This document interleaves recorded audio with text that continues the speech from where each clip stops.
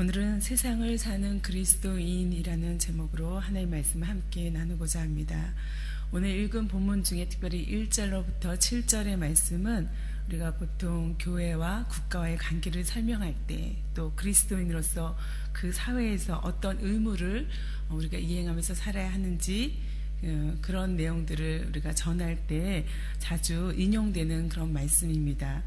수십 년 전에 한 정치인이 이 말씀을 공식적인 자리에서 인용해서 매우 이 말씀이 기독교인뿐만 아니라 비기독교인들에게까지도 유명해졌다고 하는데, 그는 당시 국무총리였고 이 말씀을 인용할 때는 유신 정권에 반대해서 투쟁하는 사람들을 겨냥해서 이 말을 훈계의 용어로 사용했다고 합니다. 그런 측면에서 봤을 때 이 말씀은 쉽게 오용되거나 또 남용될 수 있는 그런 말씀입니다. 각 사람은 위에 있는 권세들에게 복종하라라는 명령으로 시작된 이 말씀은, 권세는 다 하나님으로부터 나지 않은 것이 없다. 모든 것에는 하나님이 다 정하신 것이다. 그러니 그것을 거스리는 자는 하나님의 명령을 거스리는 것이고, 그러니 그들에게는 심판이 있다. 이렇게 말씀을 그대로 적용할 때 우리는 이 말씀이 정말 그런가, 정말 하나님께서 모든 권세에게 그 힘을 주신 것인가, 그리고 그것에 우리는 완전히 복종해야 하는가라는 질문을 갖게 됩니다. 특별히 오늘날 민주주의라는 사회를 살고 있는 우리들에게 이러한 말씀은, 특별히 복종은 참 받아들이기 어려운 부분입니다. 그래서 또 이 부분은 설교하기도 쉽지 않은 그런 하나님의 말씀입니다. 하나님은 정말 이 말씀을 통해서 우리가 무엇을 행하기를 원할까요? 이 말씀은 오늘 우리에게 주신 까닭이 무엇인지 깊이 또 상고하는 이 아침이 되기를 바랍니다. 오늘을 다시 이 말씀 우리가 마주대하면서 또다시 이 말씀을 오용하거나 남용하지 않아야 할 것입니다. 그러기 위해서는 이 말씀이 당시에 어떤 사회적인 분위기 속에서 읽혀지고 또 읽어져야 했었는지를 돌아봐야 할 것입니다. 이 말씀은 말 그대로 로마에 있는 독자들을 위해서 쓴 글입니다. 특별히 로마에 있는 그리스도인들을 위해서 바울이 쓴 것인데, 특별히 그들은 로마라는 나라 속에 살고 있는 유대인이고 또한 로마에 살고 있는 로마 사람들을 향한 말이었습니다. 그렇기 때문에 여기서 언급되는 권세라는 말은 로마 사람들이 살고 있던 그 당시의 권세자, 바로 로마 황제나 원로원, 그리고 거기에 비롯된 로마법의 통치를 말하는 것입니다. 또 권세라고 번역된 이 단어는 권력을 말하기도 합니다. 통치하는 데 필요한 힘이죠. 그런데 그 위에 있는 권세라는 그 말은 경우에 따라서는 한 개인, 우리 각각의 개인 위에 있다라는 것이죠. 위에 있어서 그들을 제어할 수 있는 힘을 가지고 있다는 것입니다.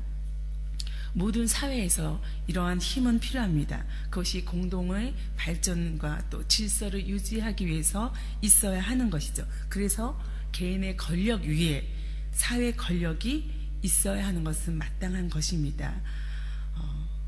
그 당시에, 로마 당시에 권세는 앞서 말씀드린 대로 황제와 그의 통치 기구에 이 위에 있는 권세가 주어진 것입니다. 오늘날은 이 위에 있는 권세를 국가라는 모습으로 우리가 인정하고 또 그들의 다스림을 받고 있는 것이죠. 그런데 오늘 본문 3절과 4절에서는 국가가 어떠해야 함을 담고 있는 말씀이기도 합니다.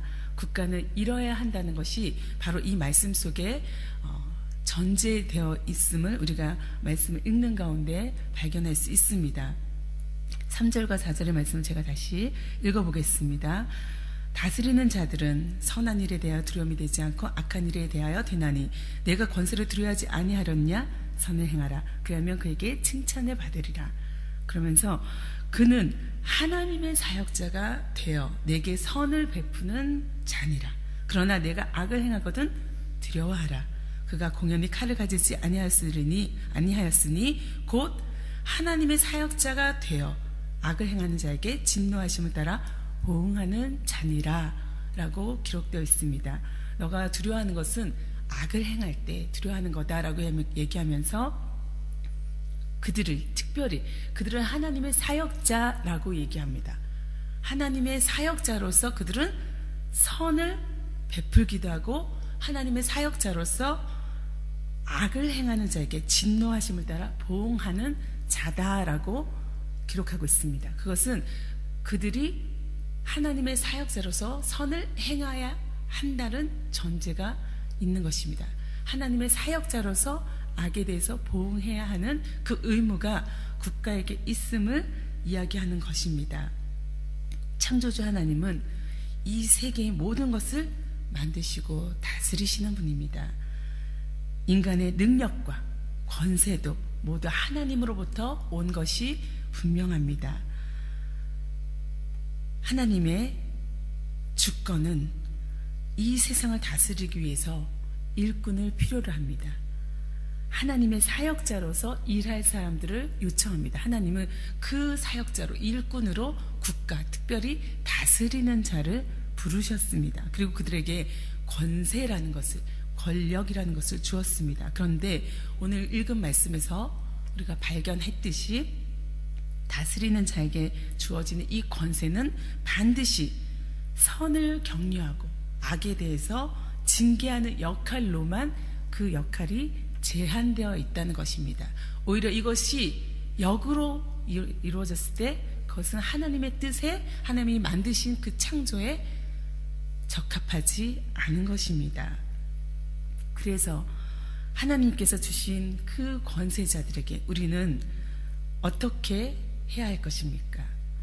특별히 그들이 이 하나님의 권세에 오히려 반역하고 또 하나님을 반역하는 일을 한다면, 국가가 특별히 위에 있는 권세가 그렇게 한다면 우리는 그것에 복종해야 하는 것입니까?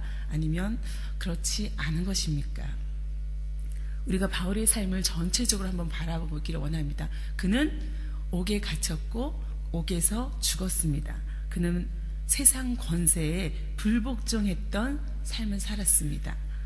그리고 그는 그 세상 법에 따르는 대신 하나님의 명을 끝까지 지키기 위해서 그의 목숨을 아깝지 않게 내놓았던 사람입니다. 그는 하나님의 명령을 거스르지도 않았고 악을 행하지도 않았습니다. 그는 죽음을 각오하고 하나님을 대항하거나 하나님을 거스리는 일을 요구할 때 그것에 순복하지 않았습니다. 본문은 오늘 만일 통치 권력이 하나님과 대립된다면 하나님을 따라야 하는 것이 이 본문에 전제되어 있음을 우리가 알아야 합니다.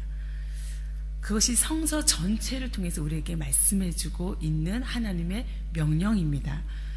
하나님을 배신하는 그 어떤 명령도 우리는 따라야 할 의무가 없음을 우리는 먼저 인정해야 할 것입니다. 그러나 오늘 성경이 말하는 대로 하나님이 권선징악의 그 권세를 국가에게 주었고 그 국가가 그것을 이행하는데 최선을 다하고 있다면 우리 역시 그들에게 복종해야 하는 것이 마땅한 것입니다. 권세에 복종하라는 것은 그 사회 안에서 선을 행하라는 것과 마찬가지입니다.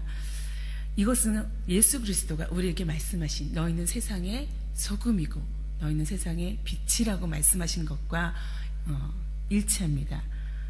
마태복음에 예수님은 이렇게 말씀하셨습니다. 이같이 너희 빛이 사람 앞에 비치게 하여 그들로 너희 착한 행실을 보고 하늘에 계신 너희 아버지께 영광을 돌리게 하라. 너희 빛을 보고 하나님께 영광을 돌리게 하라.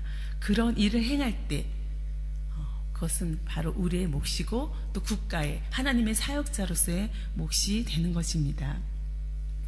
권력과 통치의 선한 그 강제력을 우리는 존중해야 하는 것입니다. 그리고 그것을 따라야 하는 것입니다. 그것이 그리스도인으로서 이 세상에 사는 의무입니다. 개인은 그러한 권력에 복종해야 합니다. 그런데 그 복종은 오늘 성경에 무엇이라고 써있냐면 5절 말씀에 양심에 따라 이루어진다라고 기록되어 있습니다. 그러므로 복종하지 아니할 수 없으니 진노 때문에 할 것이 아니라 벌 때문에, 심판 때문에, 두려움 때문에 할 것이 아니라 양심을 따라 하라고 바울은 이야기하고 있습니다. 여기서 말하는 양심은 그리스도인의 양심입니다. 그리스도의 양심은 누구의 지도를 받습니까? 하나님의 말씀, 그리스도의 가르침, 이것을 통해서 우리가 이 양심이 만들어졌고 그 가르침에 준해서 이 양심을 우리는 사용하는 것입니다. 그 양심에 따라 하나님 앞에 우리는 순종해야 하는 것입니다. 다스리는 자에게 주어진 권세를 우리는 분명히 무시하거나 두려워해서는 안 됩니다. 정당한 권세와 질서에 복종하는 것은 마땅한 일입니다. 그러나 우리가 그것이 하나님이 허락하는 범위 안에서, 하나님이 주신 그 가르침과 말씀의 바운더리 안에서, 그 영역 안에서 우리는 이 순종과 복종을 행해야 할 것입니다. 성경은 우리에게 이렇게 양심이라고 표현하고 있는 하나님의 사랑을 오늘 우리에게 말씀하고 있습니다. 오늘 말씀에 이어서 7절의 말씀에 이어서 8절에 이런 말씀이 있습니다. 피차 사랑의 빛 외에는 아무에게든지 아무 빚도 짓지 말라. 남을 사랑하는 자는 율법을 다 이루었느니라. 이 권세에 대한 복종을 이야기하면서 앞뒤에 로마서는 바울은 하나님의 사랑을 이야기합니다. 그 이야기는 이 국가에 대한 우리의 의무도, 국가에 대한 복종 역시 사랑에 의한 행위여야 한다는 것입니다. 나라를 사랑하는 마음, 그것이 이웃 사랑과 다르지 않고 또 별개가 아니라는 것입니다. 우리는 한 국가의 시민으로서 우리에게 주어진 책임과 의무를 다해야 하지만 그것은 무거운 것이 아니라 국가를 향한 사랑으로부터 나와야 한다는 것입니다. 통치 권력의 그 리더십에 우리가 순종하는, 그리고 또 그것으로 인해서 선을 행하는 길 하나가 또다시 우리에게 주어졌습니다. 그것은 바로 바울은 세금을 내는 것, 그 세금의 성실한 것으로 우리에게 설명하고 있습니다. 세금을 내는 것은 우리가 의무이자 국가를 향한 사랑의 행위라고 말하고 있습니다. 뜻밖의 내용이죠. 세금을 내는 것은 우리가 정말 때로는 지기 어려운, 때로는 피하고 싶은 일들입니다. 왜냐하면 그 세금 때문에 때로는 불평등도 있고 무거운 짐도 있고 또 그것 때문에 우리는 어쩔 수 없이 하나님이 원하지 않는 일도 때로는 행할 때가 있기 때문입니다. 그러나 그것은 그리스도인으로서 바람직하지 않음을 바울은 이야기하고 있습니다. 세금을 의무의 차원에서만이 아니라 사랑의 차원에서 생각하면 그것은 감사한 일이 되는 것입니다. 내가 이웃과 나라와 사회를 위해서 이 세금을 낼 수 있다는 것은, 그리고 그것을 할 수 있는 여력이 있다는 것은 참으로 감사한 일이고 우리가 교회에 헌금을 내는 것 못지않게 행복하고 감사한 일이 될 수 있습니다. 그리스도인들은 이 세금을 내는 것을 의무를 넘어서 그 이상의 선행을, 그 이상의 사랑을 행해야 할 것입니다. 그리고 우리에게 주어진 그 일들을 감당해야 할 것입니다. 그리고 하나님 감당할 수 있게 해주십시오. 채워주십시오. 그것이 내 안에서 사랑으로부터 나올 수 있도록 사랑의 힘과 또 경제적인 힘들도 하나님이 부어주십시오라고 우리가 기도한다면 우리가 피해가는 것이 아니라 그것을 뛰어넘을 수 있는 새로운 법을 찾게 되는 것입니다. 이것이 건강한 그리스도인으로서 이 세상을 사는 것입니다. 7절에 모든 자에게 줄 것을 주되 조세를 받을 자에게 조세를 바치고 관세를 받을 자에게 관세를 바치고 두려워할 자를 두려워하며 존경할 자를 존경해야 한다고 말하고 있습니다. 이것이 우리가 사랑으로부터 온다면 율법의 완성, 율법의 마침, 최종 목적이 사랑이라는 것을 우리가 너무도 잘 알고 있습니다. 율법의 모든 조문을 다 합치면 결국은 다른 사람을 나처럼, 나 자신처럼 사랑하라는 그 말씀에 결국 우리가 다다르게 됩니다. 사랑으로 인해서 모든 것을 한다면, 사랑으로 인해서 권세에, 권위에 내가 순복한다면, 내가 그 사랑 때문에 나의 의지를, 내 생각을 조금은 내려놓고 또 접고 그 뜻에 따를 수 있다면 그것은 하나님의 뜻을 성취하는 것입니다. 오늘 저와 여러분 가운데 하나님의 이 사랑이 부어지기를 원합니다. 우리는 사랑하기 어렵지만 내 안에는 그 사랑이 조금도 남아있지 않지만 하나님 그리스도를 통해서 보여주신 그 사랑, 오늘 또다시 내가 입게 하여 주십시오. 그리고 그것을 기억하게 하여 주십시오. 그 사랑을 받았으니 그 사랑을 내가 주는 것에 인색하지 않게 하여 주십시오. 넉넉하게 부어주십시오. 그것이 내 이웃뿐만 아니라 우리 교회에 있는 이 식구들만이 아니라 이 나라를 향한 사랑이라면 그것도 감당할 수 있게 부어주십시오. 그 사랑을 간구하며 나아가는 저와 여러분 되기를 간절히 소원합니다.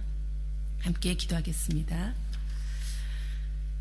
하나님 아버지, 주님이 주시는 그 사랑 오늘도 충만히 받고 또 그 사랑 가운데 거하고 그 사랑에 순종하여 살기를 원합니다. 오늘 주신 말씀에 순종하며 살 수 있도록 우리를 하루 종일 성령님 인도하여 주시옵소서. 예수님의 이름으로 기도드립니다. 아멘.